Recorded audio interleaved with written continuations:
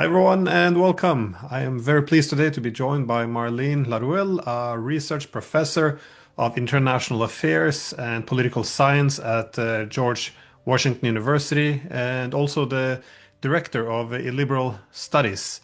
Thank you so much for taking the time. Thank you for inviting me. Well, you publish a lot of books, and well, the reason I wanted to invite you today was to discuss your most recent book, which has the title Ideology and Meaning Making Under the Putin Regime. And I will put a link to the book in the description for those who want to get a copy. So I thought a good way to start is what made you write this book to begin with? Well, in fact, I've been working on the ideological landscape of Russia for more than 20 years. Right? I began as a student studying Eurasianism already in the late 90s. So I really wanted to do a kind of comprehensive book that would offer an overview of the evolution of ideology in Russia since Putin's arrival in power. And I even go back to the 90s because my impression is that we need time and space, right? We need the chronology and not being only kind of thinking about what has been said last week. And we need to see the complexity of the different groups, the way narratives have been evolving. So I wanted to catch that kind of comprehensive aspect because there have been a lot of great books wrote on the different aspects of ideology in Russia. But I really to try, at least for myself and hopefully for the reader, to have this kind of general overview about how narratives have evolved, who is pushing for them, how do they articulate or how do they contradict with each other, and when we look over 25 years, what do we see? Yeah, I wrote about on the similar topic. I published a book on Russian conservatism because I found this topic Absolutely. fascinating as well. Again, they had a book launch at your university, so. But I wanted to ask you though, what do you see being the role of ideology in Russia? Because there was throughout the 2000s, this was a very big theme, also by academics linked close to the Kremlin. That is. They had the Marxism, communism, and again, after the whole ideological framework fell apart with the Soviet Union, they went with this Yeltsin liberalism and westernizing Russia, a bit Peter the Great 2.0. But of course, then this all fell apart as well, and there was this idea that they needed a national idea for a country as large as Russia and with such a complex history. Well, what do you see being the uh, the the necessity of ideology and what's actually emerging? Yeah, well, I think so. The way I use the notion of ideology in the book is that I think every country has a form of ideology. I mean, the US has one. I think in Europe you also have that one. So I'm using it really as a kind of, a roadmap that is shared by the majority of the population.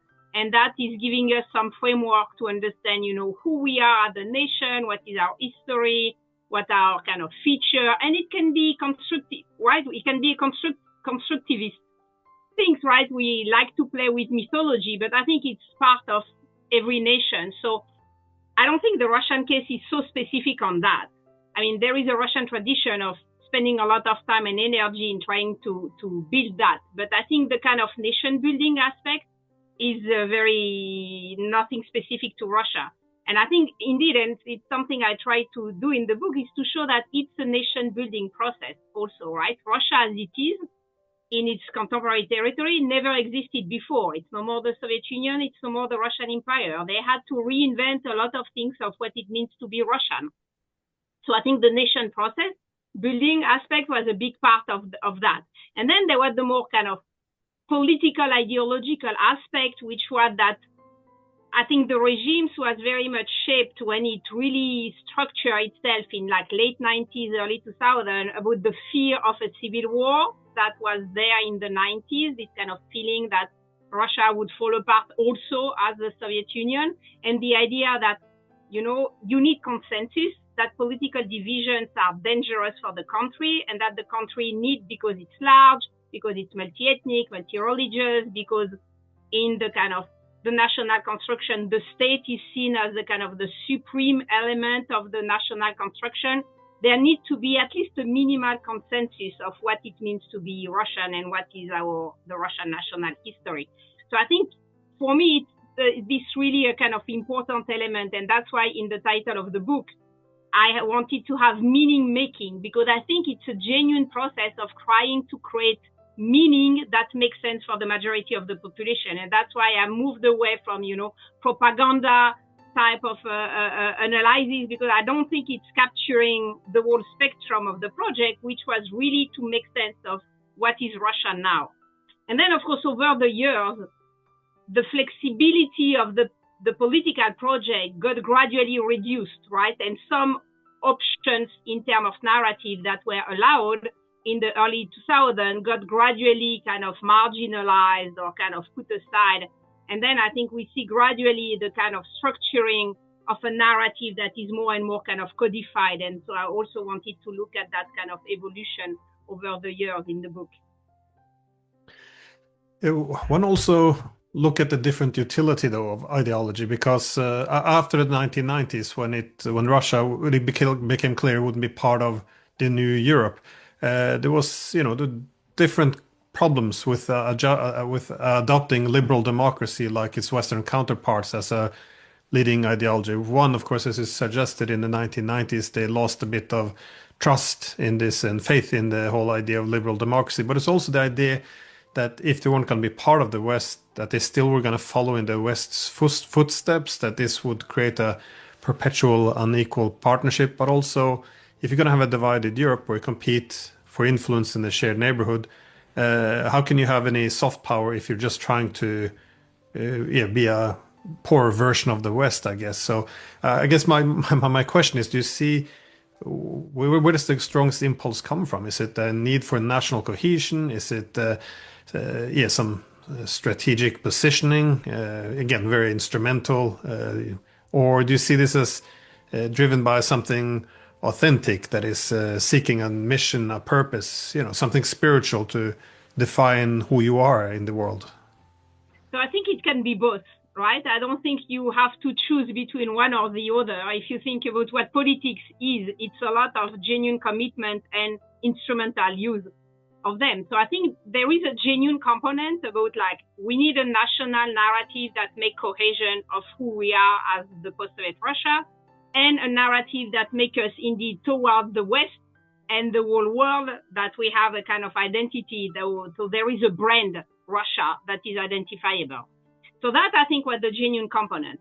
Where I see the more instrumental and the kind of opportunistic aspect, it's how some narratives has been evolving. And that's why in the book, I try to dissociate what I describe, because ideology, it means a lot of things, right? It can be very broad, or it can be kind of Marxist-Leninism. You need to read the book and learn it. So the way I deconstruct ideology, that I see you have the worldview that is like your lived experience that help you interpreting the world. And I think on that, it has been a genuine feeling of disappointment and resentment toward the West and the liberal experiment of the 90s. Then you have strategic narratives, which is the moment where the state adapts this genuine worldview to whatever is the situation. Dialogue with the West, tension with the West, opportunity of opening toward the global South. So this narrative, they evolved, but they are still based on this kind of genuine worldview interpretation. And where I see the super opportunistic aspect, it's what we call in social science is topoi, or kind of ideology. So the small kind of, slogan, formula that are used in the Russian talk show, on television. And this one, they are very much evolving, right? They have to be catchy. They work for a few years, then they move away. So you think, Geropa, for example, was one of them, right? So all this terminology that has the goal to be catchy and provocative and kind of summarizing a big idea, that I think is the kind of opportunistic instrumental aspect. But I think there was a genuine, and there is still a genuine project of trying to make sense of Russian national identity, both for domestic purposes, for domestic audience, and as a brand to sell abroad. Yeah, no, you say, there's genuine demand. And I thought some of the statistics from your books, I think was 79% of Russians responded, yes, Russia does need a state ideology, something to bring together some cohesiveness about the national idea. Did any of these findings surprise you, or what stood out? Yeah, I think the book is really about the kind of the political and the intellectual construction, more about the public opinion kind of reception. So I touch the public opinion reception only at the end in the conclusion. But yeah, that survey that we did with some colleagues from Norway before the full-scale invasion, so the survey was done in 2021, was really interesting because that gives you a lot of interesting data about what does the public opinion understand when they say they support a national state ideology, right? What do they mean? Do they mean, and my interpretation is that people are asking the state, right, to give direction and to also give a kind of social order norms. You may move away from the norms, because I think you have in Russia a long tradition of kind of rebellious reaction to the state, but you still want the state to deliver the norm. And then you decide if you adapt to the norm or if you want to bypass the norm. So there is a demand, I think, really grassroots one coming from all the 90s experience and the 2000 of, kind of law and order, social justice, some form of redistribution, some form of moralization. And I think the moral aspect is really important, is that people experience the 90s and therefore Western liberalism as being very amoral or immoral. And the quest for a kind of national narrative and the quest for conservative and traditional values narrative is very much a quest for kind of moralizing the society and the relationship between citizens and also the relationship with the state. Because you can still have people asking for, the state to give this kind of direction and still consider that in practice, the state is corrupt, bureaucrats don't do their job well. So the way to deal with that contradiction is to ask for the state to send some moral signaling that the society can do. So I think there is a real genuine demand. The state can reinterpret the demand on its own way for its own kind of security and legitimacy, but I think there is a genuine demand for some form of moral language coming from the state. But I guess what is the idea then? If I would designing or proposing a Russian ideology or national idea, it would be very complicated because not only the vastness of Russia and its diversity within, but how do you accommodate very different, like which Russia are we talking about? Because they often point out, we had the civilizational cradle was in Kiev with the Kievan Rus, and of course it broke apart. They had the Tatar yoke, then they had Muscovy, then you had Peter the Great and his cultural revolution to remake Russia as a European state. Then you had the backlash with the Slavophiles. Then you had the Soviet Union with, canceling history effectively. Then the Yeltsin's 90s. And how can you find an ideological coherence to the extent you can actually develop a common national consciousness to bring together the Russian Federation? But I think that the challenge is, right, that Russian authorities and this kind of the intellectual milieu around the authorities who have been working on that project had to face is that Russia has went through many different types of identity and had a lot of political rupture in especially the 20th century. And that's why I think the narrative of we are a civilization state is a way to encapsulate both the multiplicity of ethnic groups and the huge space of Russia, and a way to, deal with the multiple political identity of Russia. So it's, of course, in a sense, it's an empty signifier saying that Russia is a civilizational state. You can put everything inside, whatever you want, but in a sense, that's the goal. The goal is to give the population a kind of frame, and everybody will put inside the frame what they really matter for them.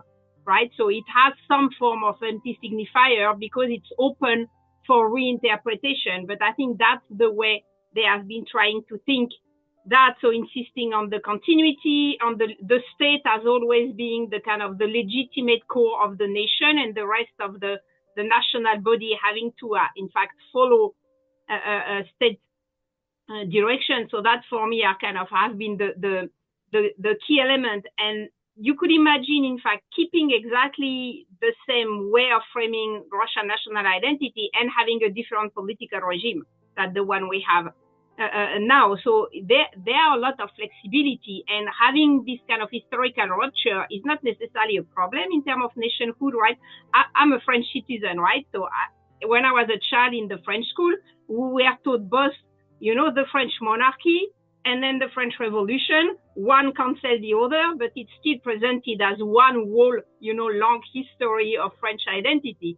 So I think Russia is also replicating that kind of continuation, and a lot of states have complex identity. I mean, the United States had a civil war, and they still have a very kind of polarized vision of national history. So I think the civilizational language is the way to bypass all these contradictions and trying to tell citizens, well, as long as you agree with our global vision that we are a civilization, and therefore that Western liberalism, as we have experimented in the 90s, is not good for us because we need something of our own, and there also it can be discussed what is of our own, then everybody can come up with whatever they want inside, right? You would have people who would be like a Eurasianist, revalorizing the kind of Turkic Mongol identity. You will still have modernists who will be pro-Peter the Great. You will have kind of classic conservative monarchists. You will have Stalinists, right? There is room for all of that, as long as the idea that Russia has to follow the West, that option is not offered, but all the rest are more or less offered, right? So you can be looking at, maybe China is a good model to follow, maybe Byzantium is a good model to follow. All that is still possible in the current kind of ideological construction. Well, you mentioned before that the morality becomes a key issue, and it's often contrasted with what's happening in the West. Now, this is very, I guess, a common phenomenon in human nature, though, that is we define ourselves in groups. If you define who we are, us, they also always need to be mirrored by them, the othering, like who are you not? And indeed, we would do this in the West as well. Russia is often the ideal other for us, so we can, we are a liberal democracy, and if they're authoritarian, then that this is how, this is how the superior, inferior, or good, evil can be contrasted. So it's a form of building your own identity as well. So, of course, the Russians do this also to a large extent. That is, if what you're looking for is moral revival, then kind of the West becomes it fits in the role of this decadent other, in which you see the culture wars raging on here, almost gives a lot of free fuel to this othering. Do you see the West playing? What kind of role do you see the West playing, except for this decadent others, which I keep also seeing in the media popping up with increasing frequency? Yeah, I think indeed the West has been constructed was always constructed in Russian national construction as the main order, and as you said, the West has itself constructed with Russia as the main order, or at the same level maybe, or in a different way as the Muslim order, right, for the West. So I think in the Russian case, you have indeed like the kind of, we are the healthy interpretation of what should be European tradition, so a more conservative one versus the decadent, liberal, progressive West.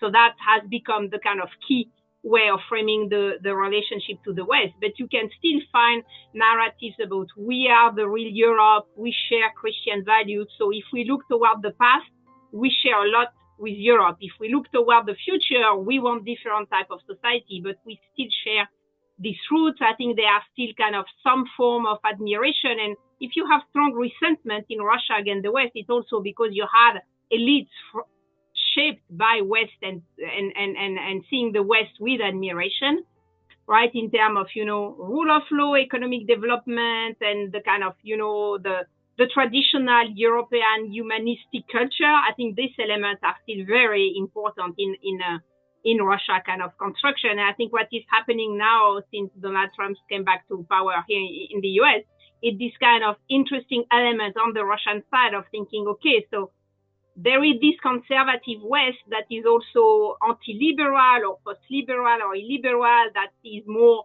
favorable, at least to a certain level, to us, and we still have, they have to face the two West, right? The two way of being the West, the conservative West, or the post-liberal or illiberal West and the kind of liberal one. And I think for them, it's really an interesting discussion about trying to situate themselves and see, well, can we really re-engage with the conservative West, right? Is that kind of normalization possible with the conservative West, knowing that now I think the relationship with the global South and the fact that Russia largely reshaped its language or its branding abroad as being the anti-colonial power, so kind of renewing an old tradition that comes from the Slavophile, the Eurasianists, and then of course the Soviet Union, and saying we are partnering with the global West to kind of stop and destroy the kind of Western domination on the international scene.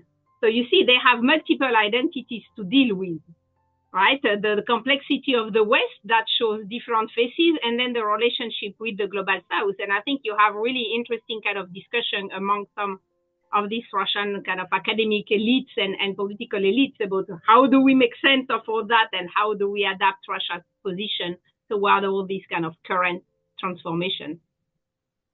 Yeah, you said the Russians want to prove that they're the real Europe, and I find this to be interesting because on one hand there's a lot of pushback and especially these days with war and everything, animosity towards Europe. But this idea that they're not against Europe, but rather Europe is decadent and Russia represents the real Europe. This is not a new thing either. This has gone, I guess, well through the centuries from yeah the. You can go back to the sacking of Constantinople to, they all How do you see this? Is this still a key issue then in the national idea that they're not contesting Europe, they're actually they're the one preserving it? Yeah, I think it's a really key element, and I think it's still there even in moment of tension since 2022. You can still find that narrative of being the real West, of hoping that the West one day will realize that Russia is also a version of being Europeans and a certain form of the West. So I think in Russia you have this kind of really kind of idealized vision of what could be or was the West and is no more, and it's still a very strong element. And as you said, it's come from the Byzantine tradition, in went through the Slavophile, so it's really an important element. And in a sense, you had it also in the Soviet narrative, right? Because Marxism is a Western European construction, and there was always this idea that, well, you need a communist revolution also to arrive at the core of Europe, because that's where the ideology is coming from. So I think this element is still very much present, much more than we want to see it. And in fact, you also see it in the level of public opinion, right? If you ask average Russian, what is your ideal version of what Russia should be in the future, you will have a lot of elements saying we want to be living, having the quality of life, the kind of the culture of the old West, or what they imagine is the real Europe, but being on our own with our own identity, and we are a great power. So these elements are there, but there are still very much people looking toward the West. And I don't think you have any other kind of civilizational identity in Russia that still makes sense. I mean, you wouldn't find a lot of Russians saying we are looking toward Asia and that's our civilizational model, right? Asia can be, or China can be a strategic partner. It's not a civilizational model. So when they think in terms of kind of, deep cultural roots, it's still Europe, and it can be only, and it's only Europe precisely because I think it's true. Russia is part of Europe in terms of its kind of cultural roots. So it would be very difficult for them to imagine something totally dissociated from Europe. And I think very much also what I found interesting is how much, especially among the Russian elites, but not only, this feeling that, how is that possible that Europe is losing its own roots and not wanting to fight for them? So there is this kind of genuine Europhilia, right, in a cultural, philosophical sense that still exists in Russia, while at the same time being super critical and opposed to the political construction of Europe. Yeah, well, this is again, that's a common theme though among all not just liberalism, but modernity itself. That, again, if modernity is defined by the individualism over the group and the reason over faith and the tradition, then as countries develop, they often ignore those parts. And this is something you saw from Putin's Valdai speeches all the way back to 2013 when he said the West was rejecting its Christian roots. And this common, very, I guess, common thing in the literature of all civilizational studies that once you pull up the roots, that's what feeds civilization, and then it's expected to die. So you see this, I don't know, it seems like a common theme. So beyond the geopolitics, you see this as an authentic belief then within within the Russian, at least the political class. Absolutely. I think it has a long intellectual tradition, and that's interesting because you also have that fight happening in Europe, right? And in the US between the liberal and the kind of less liberal, anti-liberal tradition. So I think there is currently a fight for the identity of Europe. And so the EU construction tend to present only one side of European history, right? The progressive side. But Europe has a long tradition of non-progressive ideology, of conservatism, of reaction, of fascism, and they are also European tradition, right? So I think there is also this kind of fight about, Europe, the EU, let's say EU having difficulties presenting the plurality of its own ideological history into and adding that as an element of plurality, because the EU construction is very much based on kind of a progressive interpretation of liberalism. And so that's why we have, I think, in Europe all this tension about, the rise of the far right, of illiberal alternative, and always presenting them as kind of, being the hidden hand of Russia, because Russia has been sending these signals about, well, there is another Europe that is there also, and that wants to be heard. And so I think the fight is happening on European soil for real, and not only in Russia's kind of perception of it. I do find it interesting the role, because we do have a bit of a culture war, not just in the United States, it's definitely in Europe now too as well. But on the liberal side in Europe and America, when you look at the world being divided between liberal democracy and authoritarianism, then again Russia plays the traditional role as the boogeyman, which also contributes to unity here. But in this culture war in the West now, when you see the world more being defined by conservatism versus cosmopolitanism, or nationalism versus globalism. This kind of new view, I guess from France, this is Le Pen's language as well. Then suddenly Russia takes a very different role, though. It goes from being the main adversary to being a key ally. Suddenly it's a traditional European Christian country seeking revive its spirituality. As opposed to falling into the excesses of liberalism, as is often seen. Do you see this? Do you see the Russian, I guess, new search for meaning having this appeal in the West, or is it more Western just opportunism, seeing a powerful ally in the East?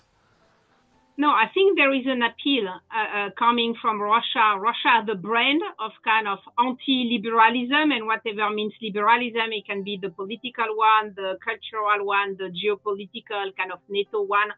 So Russia has been able to brand itself like that.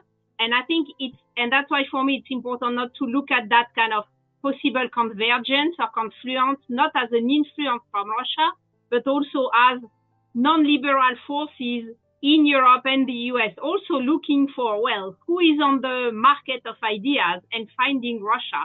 So local agencies, right, in Europe and in the US also found Russia, not only Russia kind of influenced them.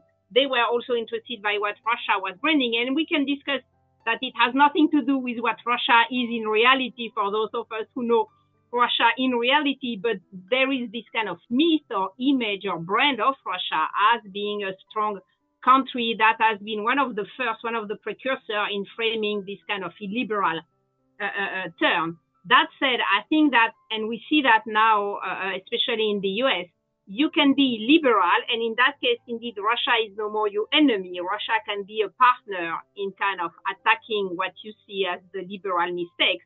It doesn't mean you partner with it, right? So you could totally envision like different illiberal leaders and countries fighting sometimes together against what they see as liberalism, but that doesn't mean they are partnering, because they also have their own tensions, right? And I think the kind of the Trump-Putin relationship is precisely about that now. Is that just kind of they have the same enemy, but otherwise they don't partner, or can they move forward and really kind of try to partner more genuinely? And I think it's unclear. And you see that also in kind of European illiberal forces. Giorgia Meloni in Italy has been a very pro-Trump person, but she's geopolitically much more pro-NATO, pro-Ukraine, and anti-Russia. That's what we usually see among these kind of illiberal forces, because we tend to often envision them as always pro-Russian, but that's not necessarily the case, right? They could be also pro-American conservatism. That doesn't mean they are pro-Russian. So I think it's just telling us how much the international scene and the ideological marketplace is becoming much more fluid than where we were used to have before.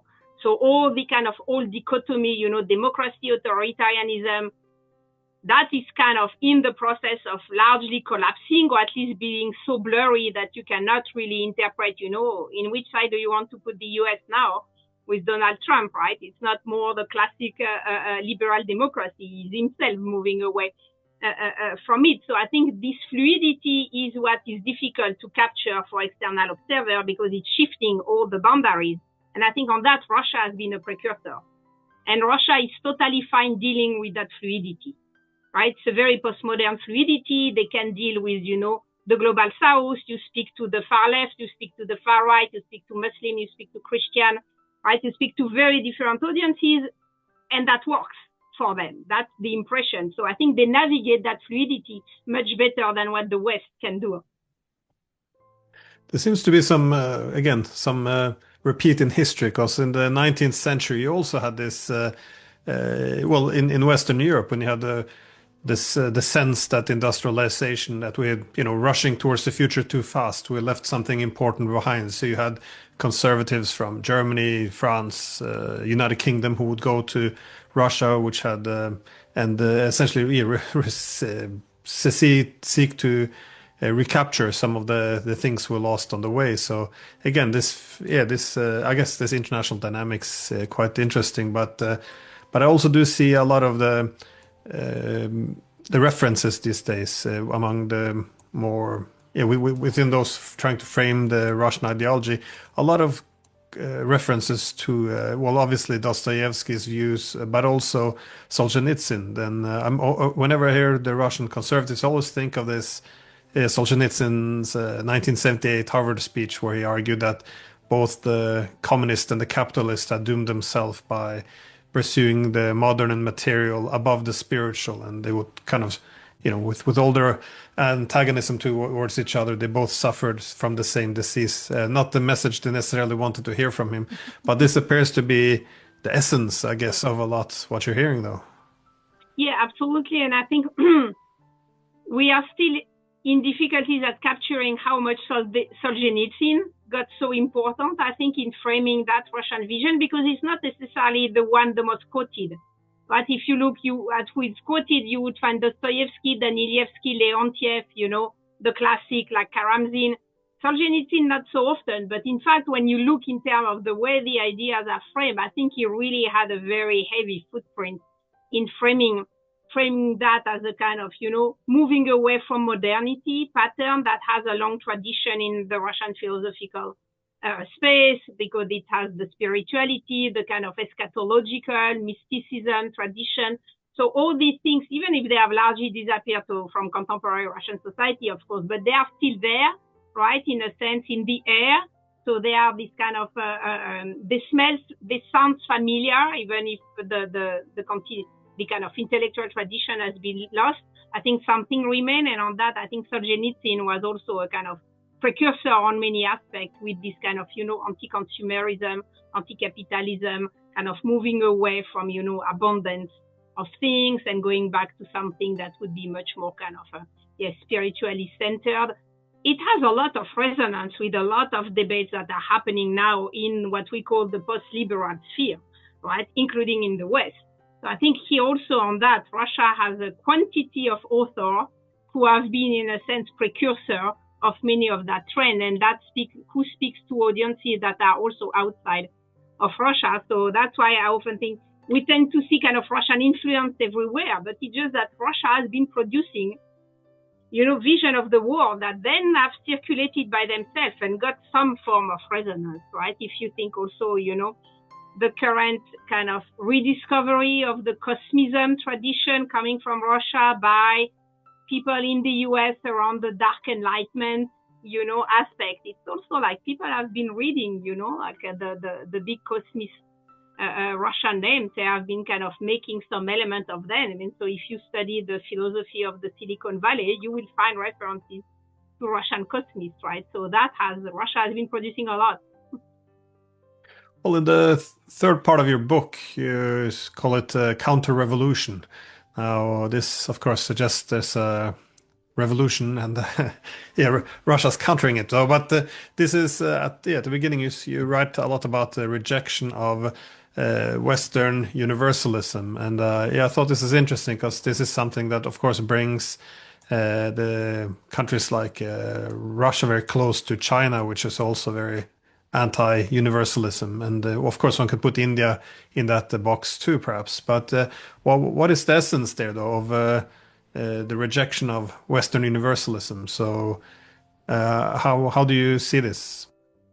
Well, I think it has here also. It's a long tradition in Russia. It's really coming from German romantic philosophy of the early 19th century that was really feeding the Slavophile tradition already, with the idea that, and that's the civilizationist also narrative, right? That you don't want an abstract universality that would make us all look the same. That would be flattening the world. You want a universality that will be protecting the diversity and the plurality of us. So it's not entirely anti-universal, right? And if you read Dostoevsky, there is both narratives, the civilizational one and the kind of Russia, the kind of messianic, universalistic actor. But it's the idea that we should stay different, and that's what God wanted us to be different. So it has really very deep kind of religious and romantic roots, and that has been, I think, kind of rediscovered and continued. And Paul Robinson just published a book on this kind of civilizationist tradition in Russia of trying to say, don't try to make us all the same. Let's cultivate what makes us different, which is, of course, a way to push away the Western normative pressure that Russia has felt both in 19th century, in Soviet time, and now. So for me, the counter-revolutionary aspect was important because I think the 90s, the fact that Russia received liberalism in all its versions, political liberalism, social culturalism, economic liberalism, geopolitical liberalism, over a few years, if not a few months, it was a revolution, right? And now we have been facing the kind of the counter-revolutionary aspect of saying, yeah, of course, there are universalistic, some form of universalistic values. And I think Russia has been always saying, like, we want, they are not asking for a full isolationism. They want the international scene, they want the UN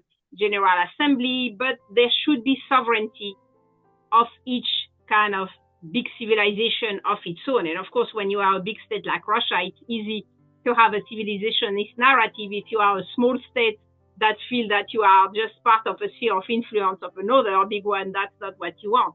But I think that has been a really strong element. And as you said, this civilizationist narrative and the kind of call for sovereignty or return of sovereignty of Russia, that has been key element that helps Russia to speak with the global South. And it's not only China and Russia, it's South Africa, it's Brazil, right? It's a lot of countries in Latin America, Asia, Africa, for whom these arguments are very strong. So they may be critical of Russia on many things, but I think they like to have Russia saying that in front of the West. And that's where Russia is able to create this kind of common narrative with a lot of global South countries. And that has protecting Russia from Western normative pressure and from Western sanctions since the last few years. Yeah, so the idea of a cultural distinctiveness or preserving it, or now it's referred more in the language of civilizational distinctiveness. This is becoming a bit of a slogan among many of the BRICS states that you need a diversity of civilizations. One shouldn't dictate to others how they should develop. But this also has implication for the world order as well, because the whole principle of when you reject universalism and insist on the distinctiveness of nations or civilizations, that is, everyone has their own path to development. You're also this is also an ideology of sovereignty, though, isn't it? This is the idea that there's no reasons for sovereignty to be diminished.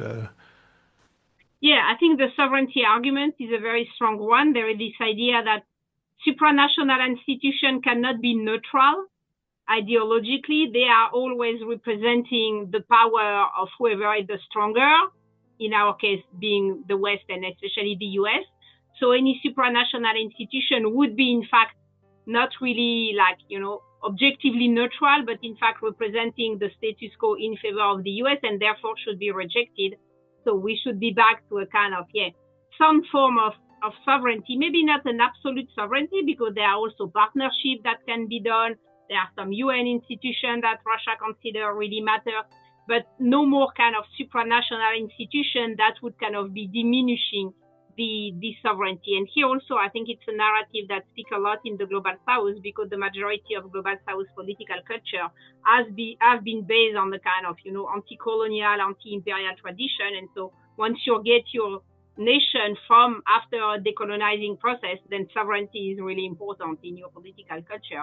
So I think sovereignty can come from the left and from the right. It has been also very important in the leftist tradition. So I think that's also where Russia can speak to different political culture, more right-wing and more left-wing. Well, you also have a chapter in which you call conservatism as Russia's answer to liberalism. And,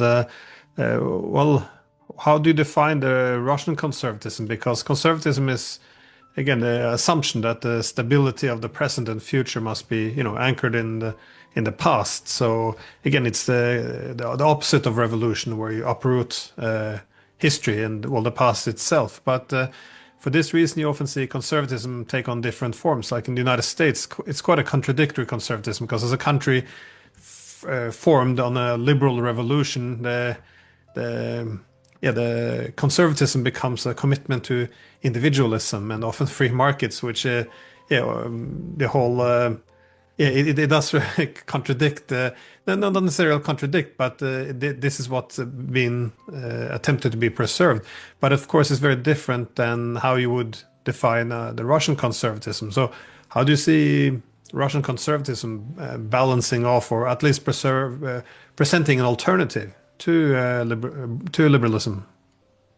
So I think there are several elements, right, in the conservative tradition. So there is this kind of particularistic kind of civilizational narrative saying like, well, we are who we are with our own roots. We are not a blank page on which everything can be written. We have roots. We belong to a space, to a time, to a genealogy, and that has to be kind of respected. So that's one aspect that is going against the kind of universalism of liberalism.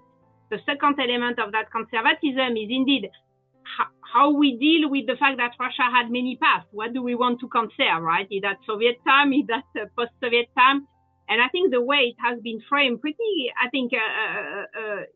that's what the smartest way probably to do that is to say, well, you know what? Putin's Russia is what we want to conserve, in a sense, right? That is a Russia that would try to be the synthesis of the 90s, Soviet time, and Tsarist Russia, one way or another, a kind of combination of that is that we want. So I think for me, it's very important that conservatism is not asking to go back in time. It's not reaction. It's asking for things to stay as they are and not to move too fast toward new changes. And I think the Russian society, because precisely of the trauma of the 90s, was very much having this kind of, everyday lived experience of conservatism, is that you want stability, you want to know what will be the future, you need some predictability. It cannot change every 6 months, because then you cannot project yourself or your family in the future. So you want stability, and the stability is more or less Putin's Russia of the 2000s, right? Or 2010s maybe, depending to whom you talk. So that was this idea that it's the best possible Russia, a Russia that accepts the collapse of the Soviet Union, that is globalized, that is a new territorially speaking Russia, but is still kind of integrating the Soviet past, the Tsarist past, and on some form the 90s also. So I think that the way they wanted to frame a conservatism, that was when it really got shaped in the early 2000s. It was still a very moderate and conservatism, and it had many of aspects that could be defined as liberal conservatism, right? It was economically always liberal. On some aspects, it continued that kind of, so on that, it has a moment of dialogue with the American tradition, which, as you said, is the conservation of the liberal tradition, right? At least until Trump changed the political culture of US conservatism, but for very long, that was the US tradition. So I think Russia had that in the 2000s. People who were identifying themselves among the elites as conservative were kind of this kind of soft, moderate, liberal type of conservatism. And then gradually the conservatism became more conservative and kind of less liberal, gave more the room to kind of a more reactionary aspect. And when I use the reactionary in that sense, it's people or ideology who would say, what we have is not enough. We need to go back on some aspects. Right, which is also things you have here, right? That tension about let's keep things how they are, but we don't progress, we don't move forward, or let's, even now it's too liberal, let's go back. And I think you have the same tension now between the kind of the moderate conservative and the more kind of reactionary conservatism inside all this ecosystem of the Russian authorities that are debating what would mean that conservatism. And of course, it's conservatism of the regime. Right, so it's regime security, that Putin's regime is the best option for Russia, and so it should be conserved. So you also have the more kind of instrumental aspect that is present in that vision of conservatism as being the best solution for Russia. Yeah, the whole idea that you have to build on your past, it also aligns with the other idea that you can't simply copy the West, because then you begin with a fragile structure, and so if you need to integrate your national narrative and consciousness, I don't know, this is how at least I see the conservatism playing out. Well, just for example, with Putin celebrating both the Red Russians as well as the White Russians, for example, where they're recognizing that these very confrontational, divided parts of Russian history kind of all belongs within the same national history. But the last topic in your book I want to address was maybe my favorite one, which is Eurasianism. As you refer to it as Russia's geo-imaginaries. And what is interesting is that the idea of Eurasianism is really becoming front and center.